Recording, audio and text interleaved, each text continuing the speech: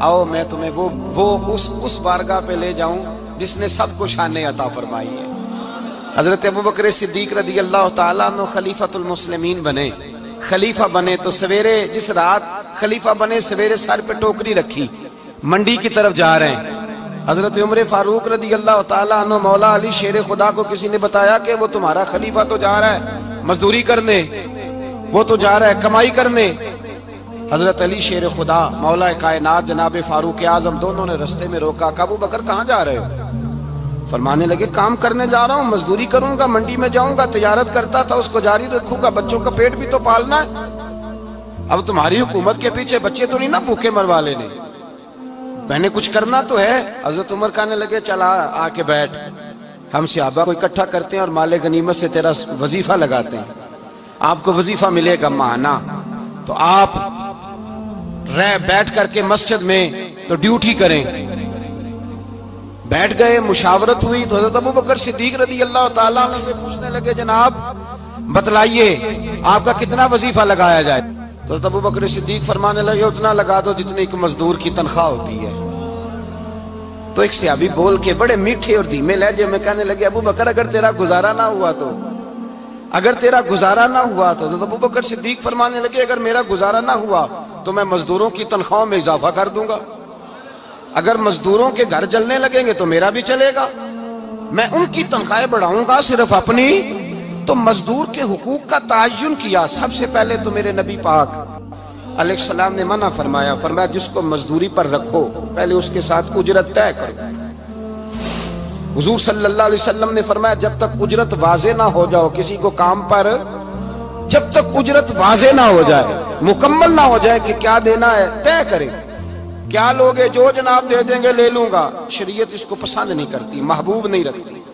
پہلے اس کے ساتھ پہلا حق مزدور کو یہ دیا کہ اس کی اجرت پہلے، بولیے اجرت پہلے اجرت طے ہوگی، یہ پہلا حق ہے۔ اور مزدور کا دوسرا حق کیا بیان کیا میرے نبی پاک نے؟ فرمایا جب، اور یہ ایسی اعلیٰ بات ہے کہ جتنے حقوق لکھنے والے ہیں نا، جتنے بین الاقوامی سطح پر انسانی حقوق کا چارٹر بنانے والے ہیں، وہ کہتے ہیں کہ یہ ایسا نقطہ حضور نے بیان کر دیا ہے کہ اس سے آگے کو بڑھ ہی نہیں سکتا، یہ ایسی بات ہے کہ جس کی شرح بھی کوئی نہیں کر سکتا۔ میرے حبیب کریم علیہ السلام نے فرمایا پہلے طے کرو، اور کیا خوبصورت لفظ ہے، قانون بنا دیا۔ فرمایا جب مزدور مزدوری کر لے تو اس کا پسینہ خشک ہونے سے پہلے اسے ادا کر دینا، اس کا پسینہ خشک ہونے سے پہلے اسے اس کی مزدوری دے دو۔ ایک صحابی اپنے خادم غلام کو مار رہے تھے تو میرے نبی پاک تشریف لائے، فرمایا کیوں اسے مار رہا ہے؟ حضور غلطیاں بڑی کرتا ہے۔ تو نبی پاک نے فرمایا جتنا تجھے اس پر اختیار ہے نا، اس سے کہیں بڑھ کر میرے رب کو تیرے اوپر بڑا اختیار ہے۔ کہا حضور یہ بڑی غلطی کرتا ہے، میں آخر کتنا معاف کروں؟ تو حضور نے فرمایا اتنا معاف کر جتنا میرا رب تجھے معاف فرماتا ہے۔ پتہ ہے تیری صبح سے لے کر شام تک کتنی کوتاہیاں ہیں، درگزر کا حکم دیا۔ پہلا حق یہ دیا مزدوری طے کرو، دوسرا حق یہ دیا پسینہ خشک ہونے سے پہلے ادا کرو، تیسرا حق یہ دیا کہ اس سے درگزر کرو، غلطی ہو جائے تو درگزر کرو۔ تو یا رسول اللہ مزدوری کتنی دیں؟ میرے نبی پاک بخاری مسلم حضور سید عالم صلی اللہ علیہ وسلم نے فرمایا مزدور کا حق بیان کیا نبی پاک نے، اور ایک بات ارشاد فرمائی تو اس کے اندر کئی پہلو، ایک حدیث میں کئی پہلو بیان فرمائے۔ حبیب پاک نے فرمایا جیسا تم کھاتے ہو ویسا ہی اسے، بھئی بس ختم ہو گئی بات۔ اتنی بڑی بات کر دی سرکار نے۔ کبھی دیکھا ہے آپ نے کہ مزدور کو ایسے کھلایا جا رہا ہو جیسا مالی کھا رہے ہیں؟ حضور نے فرمایا بھئی مزدوروں کا حق یہ ہے کہ جیسا تم نے کھانا ہے ویسا اسے کھلانا ہے، اور فرمایا جیسا تم نے پہننا ہے ویسا اسے پہنانا ہے۔ اور پھر میرے حبیب کریم علیہ السلام نے ارشاد فرمایا اس کی ہمت سے بڑھ کر تم اس پر بوجھ نہیں ڈال سکتے، جتنا کام وہ کر نہیں سکتا اتنا تم اسے دے نہیں سکتے۔ اور فرمایا اگر اتنا کام دینا ہے جو اس کی ہمت سے زیادہ ہے تو میں اس کے مالک کو کہتا ہوں وہ بھی اٹھ کے مزدور کے ساتھ کام پہ لگ جائے، اٹھے اس کے ساتھ کام میں شریک ہو جائے۔ مزدوری کا بھی تعین فرمایا، اور پھر اس کو کام کس مقدار کا دینا ہے۔ مزدور کو किस कदर ज्यादा उस पर बोझ डाला जाएगा, ये भी मुस्तफा करीम ने बयान फरमाया। फरमाया जो ला युकल्लिफुल्लाहु नफ्सन इल्ला वुसअहा, अल्लाह भी तुम पर वो बोझ नहीं डालता जो तुम उठा नहीं सकते। तो किसी मजदूर को तुम ऐसा काम नहीं बताओगे।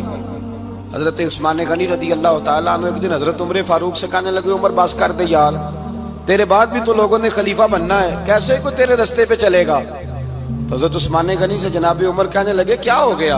आप फरमाने लगे कल मैं देख रहा था कि लोग बाग में मजदूरी कर रहे थे और आप अमीरुल मोमिनीन होके उनका हाथ बटा रहे थे, हाथ बटा रहे थे। तो हजरत उमर कहने लगे बूढ़े थे, बीमार थे, मजदूरी कर रहे थे तो पसीना बह रहा था, क्या हो गया अगर थोड़ा सा मैंने साथ दे दिया। हजरत जनाब सैयदना फारूक आजम ये लफ्ज कहते हुए रो पड़े। आप फरमाने लगे मैं किसी बादशाह का शहजादा नहीं, मैं भी उसी बाप का बेटा हूं जो ऊंट चरा के गुजारा किया करता था। मैंने आगे बढ़ के लोग हैसियत भूल जाते हैं, अपनी हैसियत भूल जाते हैं। अल्लाह तबारक व तआला जब कुछ अता करता है उनका रवैया अपने मातहतों के साथ इतना सख्त और जाबिराना आमिराना हो जाता है, इस कदर ज्यादा उनके लबो लहजे में कड़वाहट आ जाती है, इस कदर ज्यादा उनकी तबीयतों के अंदर सख्ती और गुरूर भर जाता है कि वो एहसास ही नहीं करते कि जो सामने बैठा है वो बड़ा एक दुखी इंसान है और वो तकलीफ में है, वो आजमाइश में अपने आप को मुब्तला समझ रहा है। हजरत अबू ज़र गिफारी रदी अल्लाह तआला अन्हु फरमाते हैं मैं अपने मातहतों के हक में बड़ा सख्त था, सख्त थी मेरी तबीयत, मेरे गुलामों की जुर्रत ही नहीं थी कि वो मेरे सामने गुफ्तगू कर सकें और ठहर भी सकें। फरमाते हैं जिस दिन मैं कलमा पढ़ने गया, जिस दिन मैं हुजूर की बारगाह में, तो मैंने कहा हुजूर कोई खास नसीहत। तो नबी पाक ने फरमाया मेरी नसीहत तेरे लिए ये है कि जैसा तूने खाना है वैसा ही गुलाम को खिलाना है, जैसा तूने पहनना है वैसा ही गुलाम को पहनाना है।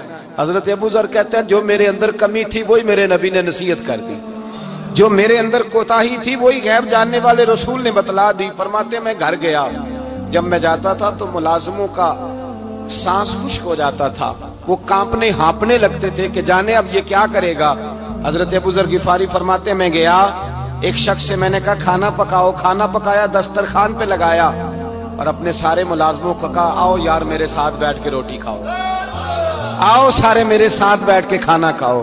फरमाते उन्होंने खाना खाया, फिर मैं उनको बाजार ले गया, जैसे कपड़े मैं पहनता था वैसे ही मैंने उनके लिए भी खरीदे।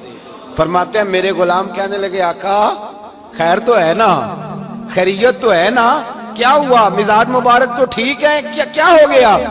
और ये जो हम फिजा को इतना खूबसूरत देख रहे हैं और ये जो हम इतनी प्यारी रिमझिम बरसती देख रहे हैं ये जारी रहेगी या एक दिन की है।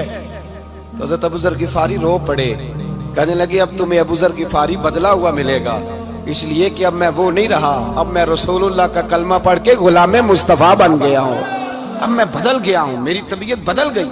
गुलामों के हक में हजरत मौला अली शेर खुदा गुलाम को लेकर के गए दुकान पर, हजरत मौला अली गुलाम को लेकर गए कपड़े की दुकान पर, 2 जोड़े खरीदे, एक कम कीमत का एक ज्यादा कीमत का, एक कम कीमत का एक ज्यादा कीमत का, 2 जोड़े खरीदे। जब वापस लौटे तो गुलाम से कहने लगे तू अपना ले ले।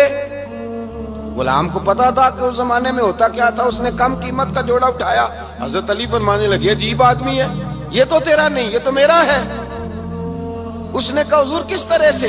आप फरमाने लगे तेरे लिए कीमती जोड़ा इसलिए खरीदा है कि तू जवान है और मैंने अपने लिए इसलिए छोटा खरीदा है कि मैं तो अब बूढ़ा हो गया हूँ, मुझे तो आदत नहीं। कहने लगा हुजूर बूढ़े और जवान का मतलब नहीं, आप अली हैं, मन कुन्तु मौला फ़हाज़ा अलीयुल अली मौला, अली मौला, आप चूंकि मौला अली हैं और आप अमीरुल मोमिनीन हैं, लिहाजा आपने तख्त पर बैठना है, आपने सल्तनत को चलाना है, आप पहनिए। हजरत अली फरमाने लगे तू मेरा गुलाम बना है ना, तूने अभी मेरे नबी का दीदार नहीं ना किया, तू बाद में आया है ना, अगर तू उस दौर में होता तो जान जाता कि